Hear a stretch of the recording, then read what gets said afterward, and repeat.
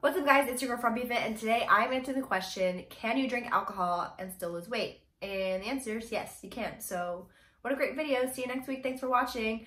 I'm just kidding. Obviously, I'm going to tell you what the deal is. I get this question a lot from my clients, and it's something that I always see people recommending, like, oh, cut out alcohol if you want to lose weight, cut out alcohol, stop drinking, blah, blah, blah. And it's like, you don't have to, you don't have to. And for the record, I'm not sitting here saying like you need to drink alcohol to lose weight. If you don't want to drink for your own reasons, for health reasons, for whatever, that's fine. But if you're someone who wants to enjoy some alcohol every once in a while, you can do that without feeling guilty or feeling like you're totally destroying your weight loss progress, okay? Let's do it. Before I actually explain how you can drink alcohol and still lose weight, we have to understand how weight loss occurs in general. So, weight loss occurs by manipulating your energy balance. Energy balance basically means how many calories you're consuming versus how many calories you're burning. It's called calories in, calories out.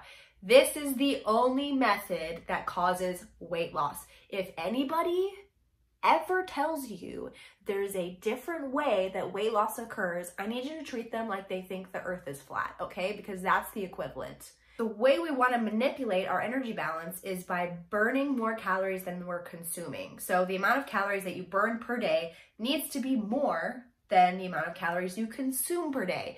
That's how you get a negative energy balance, and that's how weight loss or fat loss occurs. So why is it that we see people cut out alcohol and all of a sudden lose weight? It's simply because alcohol has calories. Alcohol itself has calories, and all the things that we add into alcohol also have calories. If you're consuming alcohol on a regular basis and you go cold turkey and you cut it out, that's potentially a significant number of calories that you're no longer consuming. There's probably a lot more calories per drink than you expect. And when we drink, oftentimes we're not paying attention to how much we're drinking. So it's easy to accidentally just consume tons of calories.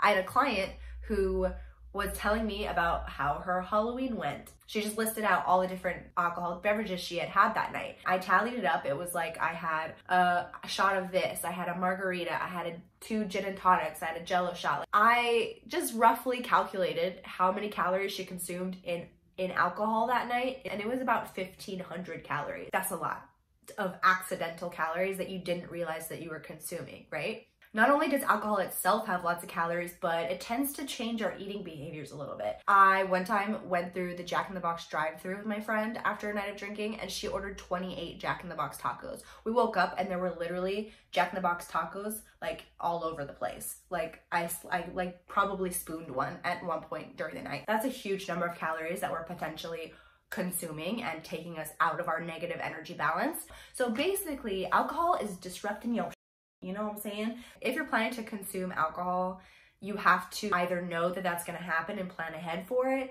or you have to be ready to say no to the drenchies. I consumed alcohol when I was prepping for my bodybuilding competition, and in that case, it was a no to the drenchies, but I would plan out a meal prep for me to have when I got home. So I had something to eat and satisfy that, but it wasn't something like 28 Jack in the Box tacos. The rest of this video is going to be dedicated to the calories in alcohol and how we can manage those in order to maintain our negative energy balance so that we can still lose weight. So whether you're actually tracking your calories or not, you still need to be aware of the fact of how many calories are in alcohol, okay? So if you're not a calorie tracker and you're like, this video isn't for me, that's not true, okay? This video is for you.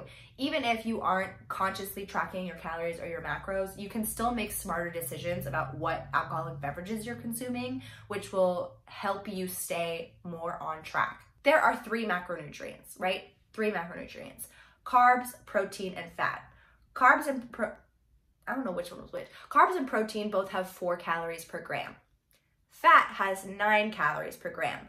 And alcohol, actually, while it's not really considered a macronutrient, it does have its own set of calories. So 1 gram of alcohol is 7 calories. But we tend to also consume alcohol in a way that's adding extra calories to it. If you're drinking vodka or tequila or gin or whatever it is, we're usually adding chasers. If it's beer or wine, they're processed, fermented, I don't know, I'm not a beer or wine person, in a way that has additional calories as well. A lot of alcoholic beverages actually don't have a nutrition label on them. Like, they don't tell you how many calories are in them. They only list like the alcohol content. What I usually do if something is not listed and I am trying to pay attention to the calories is I'll just try to go to the company's website to see if they indicate how many calories are in whatever product I'm consuming.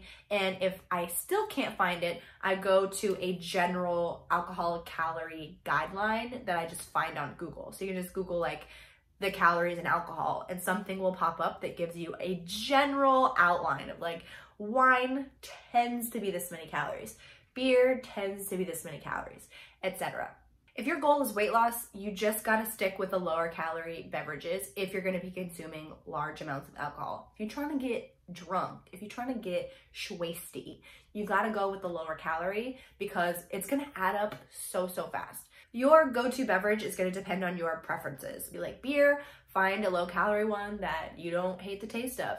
In my case, I stick to spirits if I can, and I don't like whiskey. I don't like tequila. Literally the smell of tequila makes me want to throw up. I will always go for a vodka soda, or if possible, I'll do something like a White Claw. I have this on hand and it's empty because I drank it this weekend for my birthday. White Claws are great, but it says it's 100 calories. You know what you're getting with this. If I really don't want to taste the alcohol that I'm consuming, because usually I don't, I'll go for a vodka and like a diet soda. And a lot of people are surprised to find out that I'm ordering diet soda, or if I'm going to a house party and I bring a chaser, it's always a diet soda because people are like, diet soda's so bad for you. Diet soda's gonna give you cancer. It raises your insulin levels. It makes you fat. There's so many rumors about diet soda that are untrue. I'm actually really sensitive to artificial sweeteners.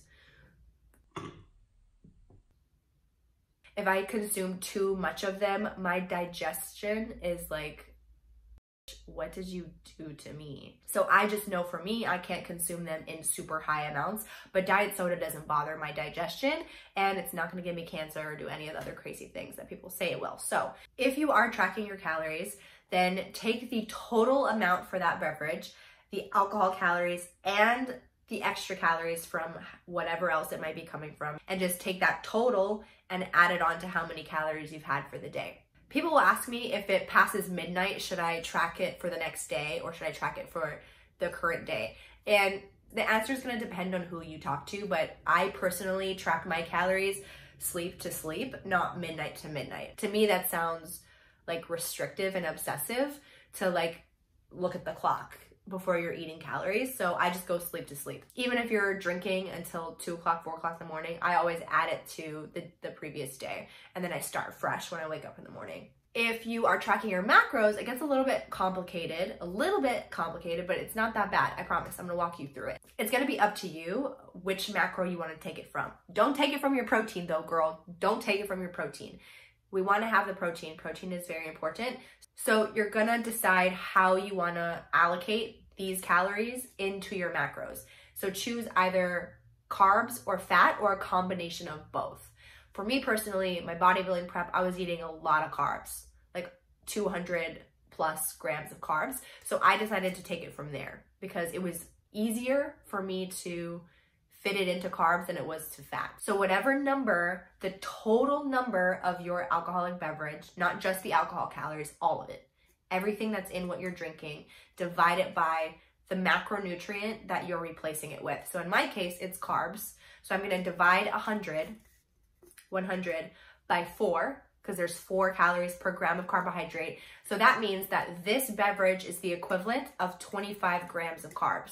There's not 25 grams of carbs in this, but that's how I'm going to include it into my macros. I hope that makes sense. If you wanted to do it for fat, you would take 100 divided by 9. That would be the number of grams of fat that you would replace it with. If you wanted to do a combination, then you could say divide 100 in 2, so that's 50 and 50, 50 divided by 4, 50 divided by 9, and that's how you log it in as carbs and fat. So it's gonna be up to you. That's why I said it's a little complicated, but that is how you go ahead and log your alcohol calories in your macros. So let's recap real quick. The way that you lose weight is calories in, calories out. You wanna burn more calories than you're consuming to cause a negative energy balance, or a caloric deficit is what we call it. People tend to get weight loss results when they cut out alcohol because alcohol has a lot of calories, and there are other reasons why we change our eating behaviors and maybe consume more calories when we're intoxicated. So as long as we manage for these variables, then we can still consume alcohol and get weight loss results, as long as we still maintain that negative energy balance or the caloric deficit. And that's the conclusion of the video. I hope you guys enjoyed it. If you have any questions, I know it can get complicated, please hit me up. I want to help you reach your weight loss / party goals, okay? So hit me up. Please follow me on Instagram at FrumpyFit. Subscribe here on YouTube. It literally would mean so freaking much to me. I love you guys so much. Like, I will see you guys next week. I feel like I'm sweating. Did I put deodorant on? Literally all I can think about now is my armpits. I'll see you guys in next week's video. Bye!